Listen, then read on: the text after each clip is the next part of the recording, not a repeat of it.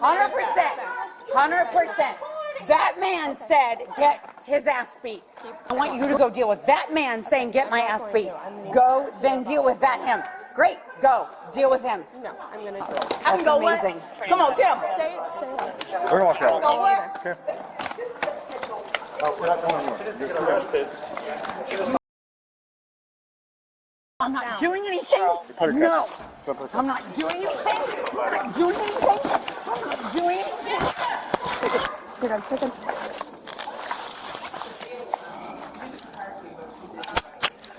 Sit down. What is going on? I heard you from all the way down there. Did she assault somebody? When I ran up, she was in the corner. She had. Charles, there we got one handcuffs. Where's your ID? Who'd she hit or touch? What happened? Those three. What did you say the captain said? What did you say? She screamed once I let her down the jet bridge and just cursed. I said, "Man, we can't do that. Just come up." What for? This is that. So the captain ended up coming up for some paperwork. Okay. So as I'm on the phone with her at another gate for the paperwork, I said with the captain, "What did you say the captain said?" Mind you, the captain sitting right here said, "Ma'am, you are not getting on my flight." She chest to chest? Or like, chest to chest. She chest to chest. Her. Me. And him. okay. And like Me. Her. she hit all him. three people with her And phone? she hit Swiped him us like in the this. corner. She said, So the phone. And then she's recording, so I'm just standing here being Recording's not recorded. illegal. And then But complete my statement. But And your then phone she was a reaches weapon. across and swipes me like to hit me with the phone because she starts screaming directly in my face. And I said, you're not going to scream at me. You're going to calm down. This is the very behavior that our captain has denied boarding for.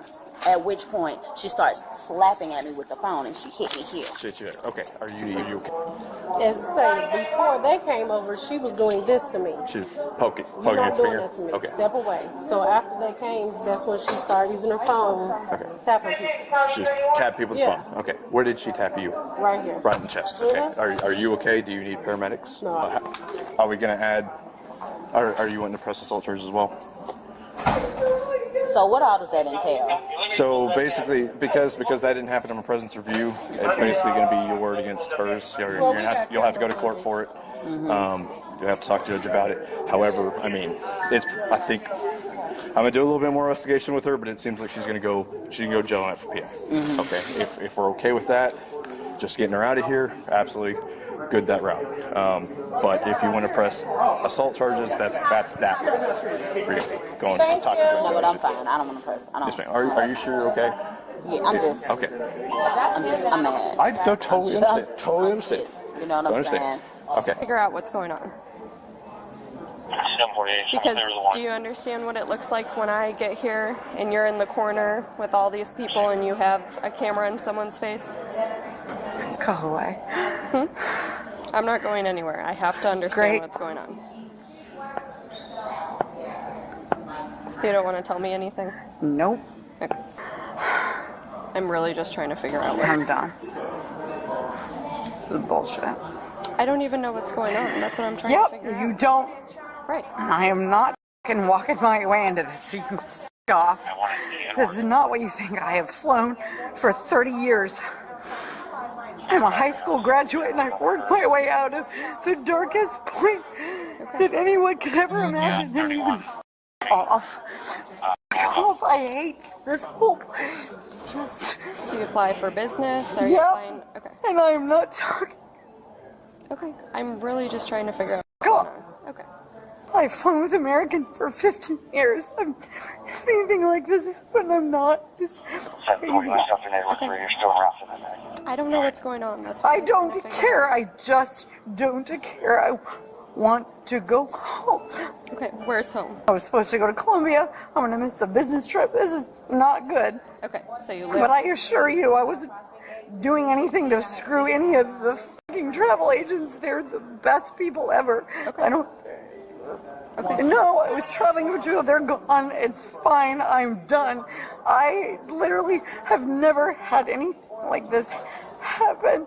Okay. It's so dumb. I hate Americans so much. It's been Why didn't you get on the plane? I tried to get on the plane.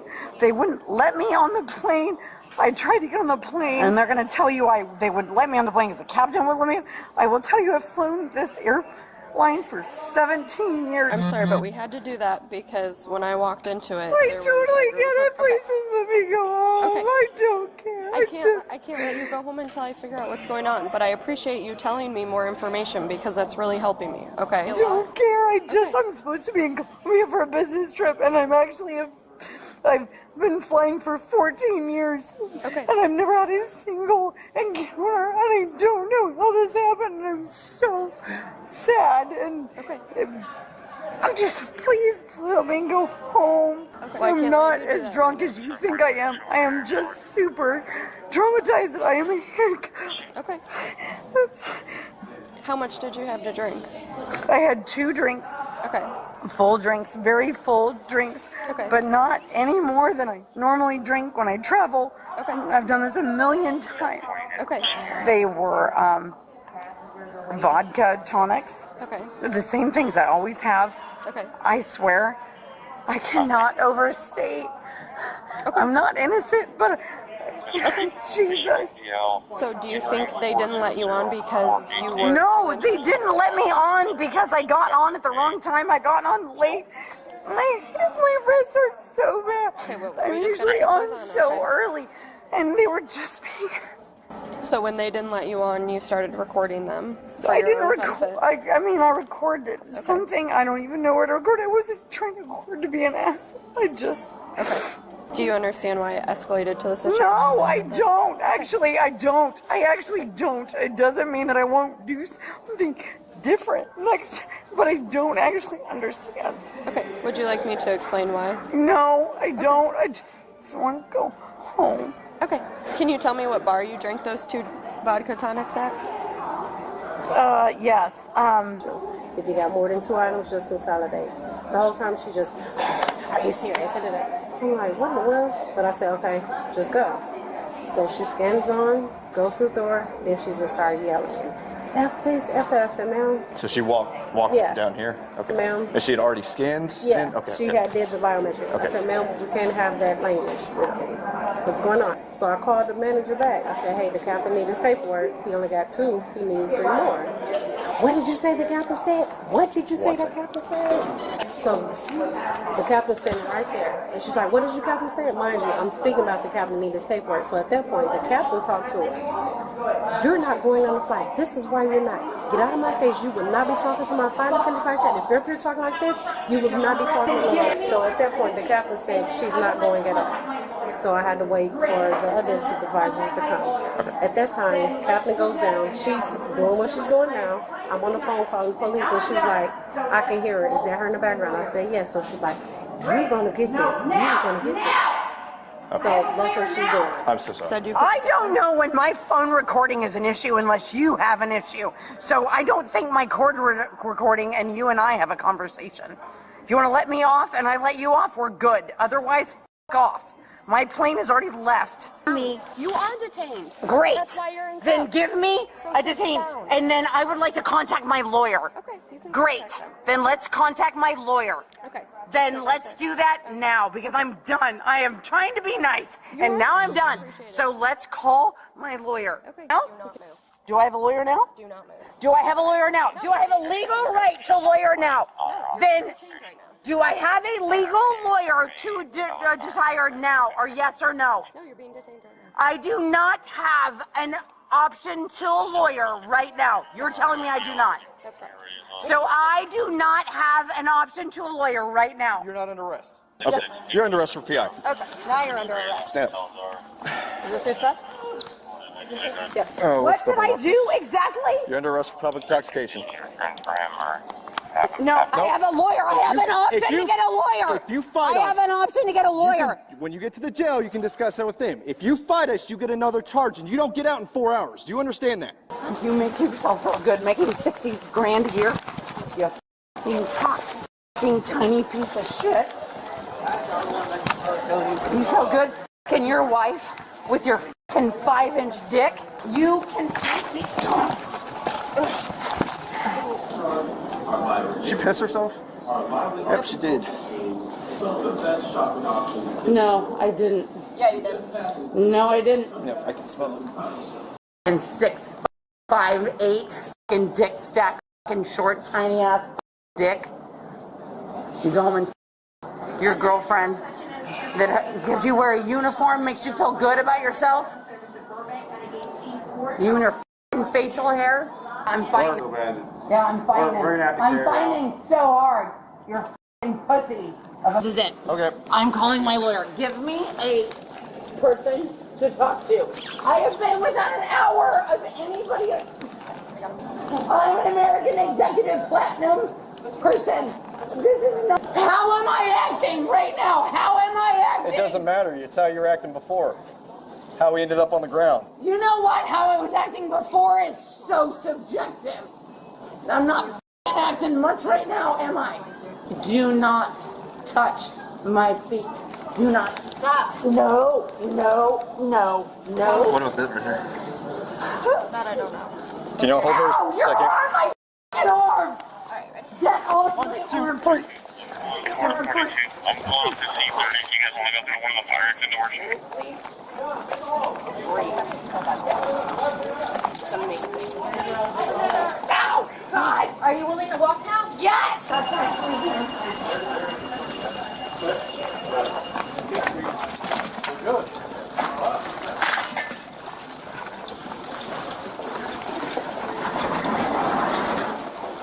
No, I would like to go to the police Sorry, people. you are with the police people. No, then I'd like to go to these stop. ones. Stop. No. Stop. We have to search you. You're not helping at all. We have to search you before we put you in our car. The more you So I get resist, arrested? You are arrested. You are under I have not done anything wrong. You're under Great. Thanks. Grab my keys.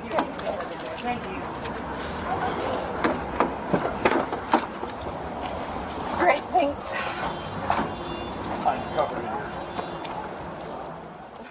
Picture yourself standing at an airport gate just minutes before boarding closes. The jet bridge is narrow. The plane is still connected. Crew members stand together, finishing paperwork. Passengers nearby are checking their phones, adjusting bags, preparing to leave the ground. This is a controlled space, designed for order, designed to feel safe. Then something doesn't fit. A raised voice cuts through the background noise. A phone is held inches from someone's face. Personal space collapses. Items are scattered on the floor where they shouldn't be. People nearby don't step in. They step back. No one has mentioned police. No one has said the word crime. And yet, the atmosphere has already crossed a line. In this moment, one person believes they still have leverage. That a single sentence, one legal phrase everyone thinks they understand, can freeze the situation. That asserting a right will stop what's coming next. It won't. Because within minutes, this routine airport interaction will end with handcuffs, multiple charges, and a night that cannot be undone. Not because of a violent attack caught on camera, but because of a series of small decisions made in the wrong order, at the wrong time, in the wrong legal state. Most people believe they know when an arrest becomes real. Most people are wrong. What makes this case unsettling is not the outcome. It's how quietly the outcome becomes inevitable long before anyone realizes control has already shifted. The moment everyone assumes nothing serious has happened is the moment the legal clock is already running. The legal question at the center of this case sounds deceptively simple.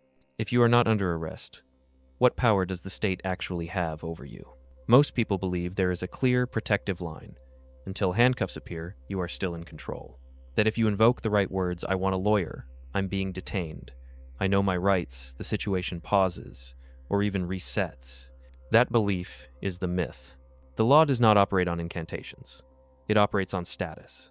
And status can change without warning, without ceremony, and without the person involved fully understanding that it has already changed.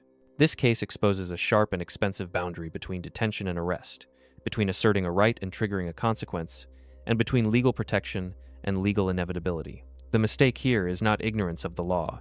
It is confidence in a version of the law that does not exist. By the end of this video, you will understand why the sentence she believed would protect her, why the phrase so many people are taught to say did not stop the process at all. Instead, it accelerated it because once a legal threshold is crossed, rights do not disappear. They simply arrive too late to change the outcome. Here is the compressed version of how this encounter reached the point of no return. Officers were not responding to a violent emergency. There was no report of a weapon in use, no allegation of serious injury. What brought law enforcement to the gate was a familiar administrative problem in a tightly regulated environment, a passenger who had been denied boarding for intoxication and disruptive behavior. That context matters. At an airport, denial of boarding is not punishment, it is a safety determination. Once that decision is made, the aircraft is no longer the issue. The flight continues without the individual. What remains is behavior in a public, controlled space where compliance determines how quickly the situation ends. When officers arrive, they step into a confined area already under strain. Airline staff are clustered together, personal items are on the ground, voices are elevated. A phone is actively recording at close range. Alcohol is acknowledged.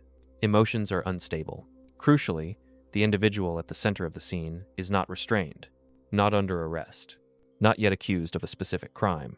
From a legal standpoint, this is an investigative detention at most. Officers are attempting to establish basic facts. Was there physical contact? Does anyone wish to pursue charges?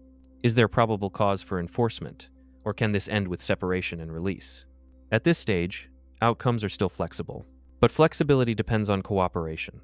In controlled spaces like jet bridges, refusal to disengage carries more weight than it would on an open sidewalk. Proximity becomes pressure. Delay becomes risk. What might be tolerable elsewhere becomes untenable here. This is the narrow window where decisions still matter. Nothing irreversible has occurred yet.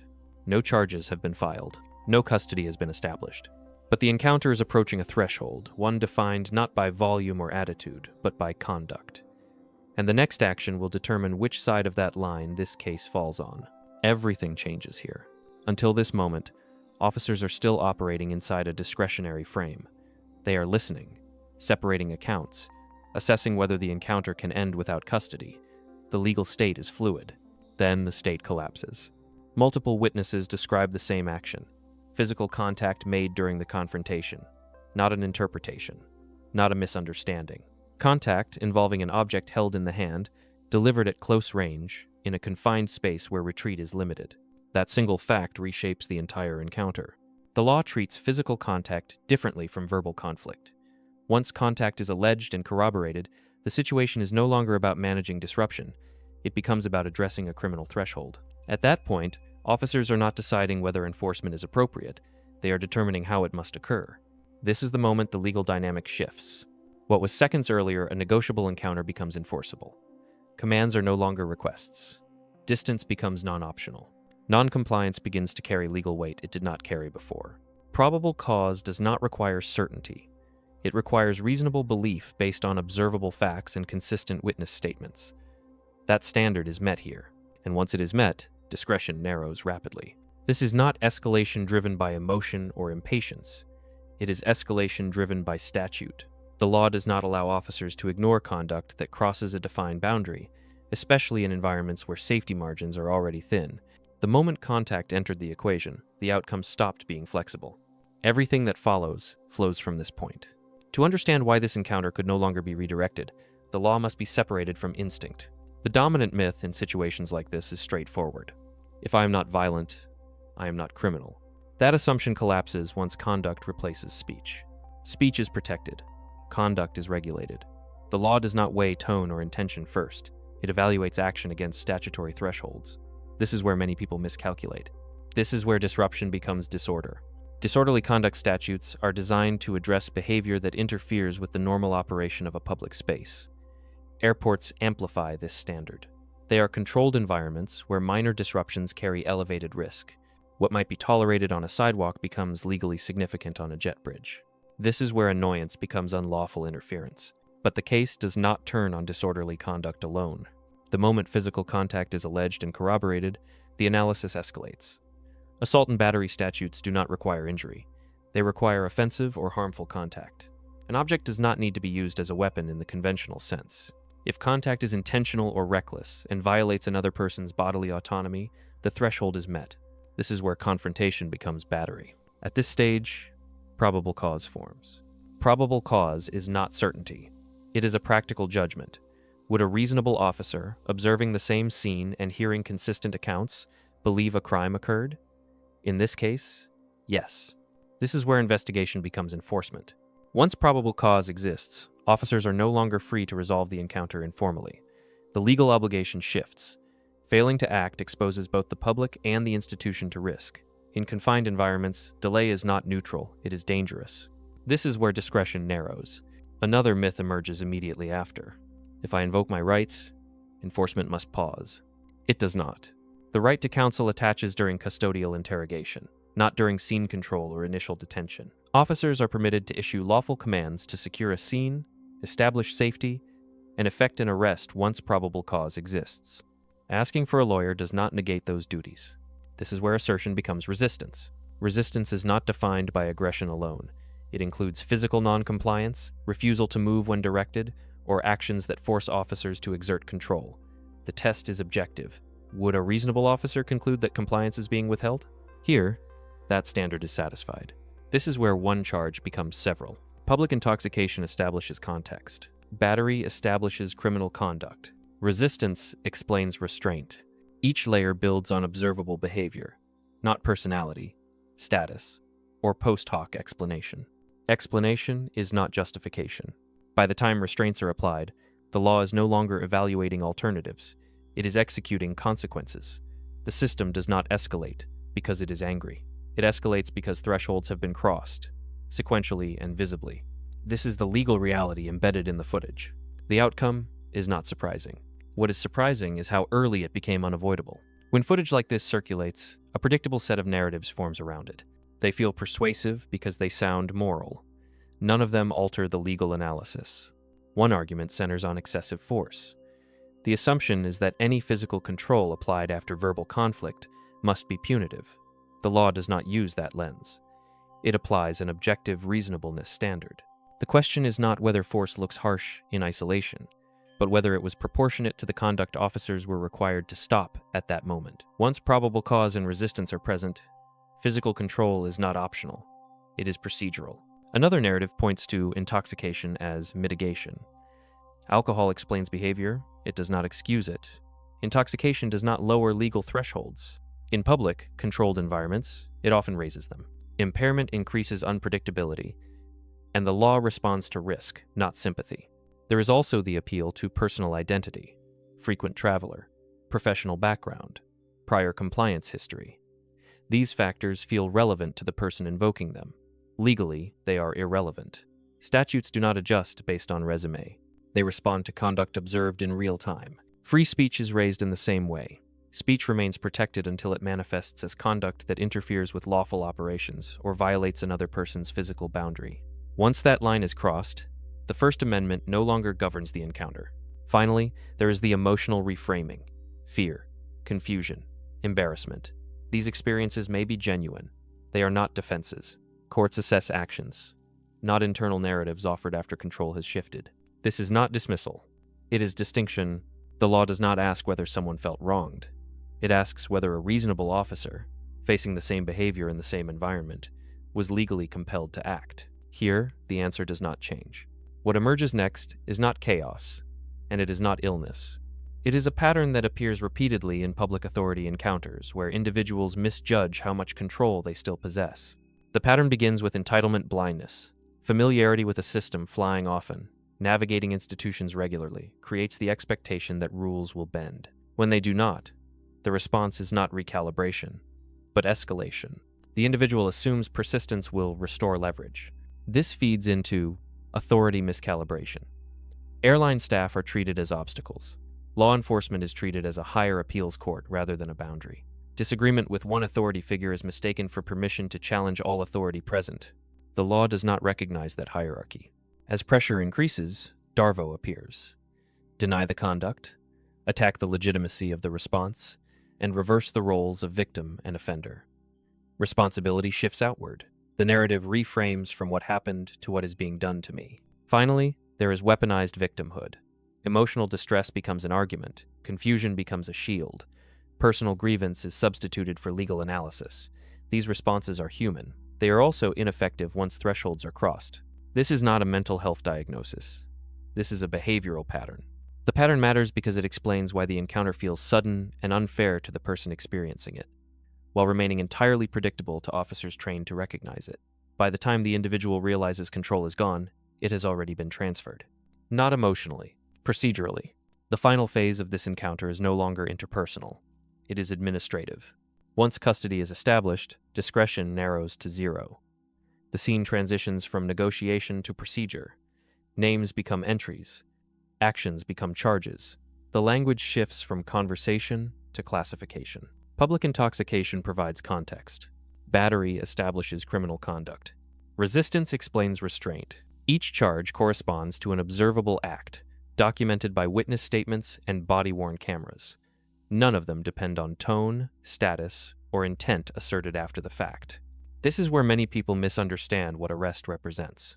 Arrest is not punishment. It is containment. It is the mechanism the legal system uses to halt ongoing risk and preserve order while the process takes over. What follows booking, release conditions, court appearances unfolds according to statute, not sentiment. At this point, cooperation no longer rewrites the past. It only limits future exposure. The legal clock does not reset because emotions stabilize. The broader environment resumes function. The gate clears. Flights depart. Staff return to routine. The system absorbs the disruption and moves forward. That restoration of order is not symbolic. It is the purpose of enforcement. This case does not end with a dramatic revelation. It ends with a reminder. Rights do not vanish when a threshold is crossed. They arrive at a different stage, with a different function. Freedom operates inside structure, not outside it. When boundaries are respected, discretion remains possible. When they are crossed, enforcement becomes mandatory. Not because authority demands obedience, but because shared spaces cannot function without limits.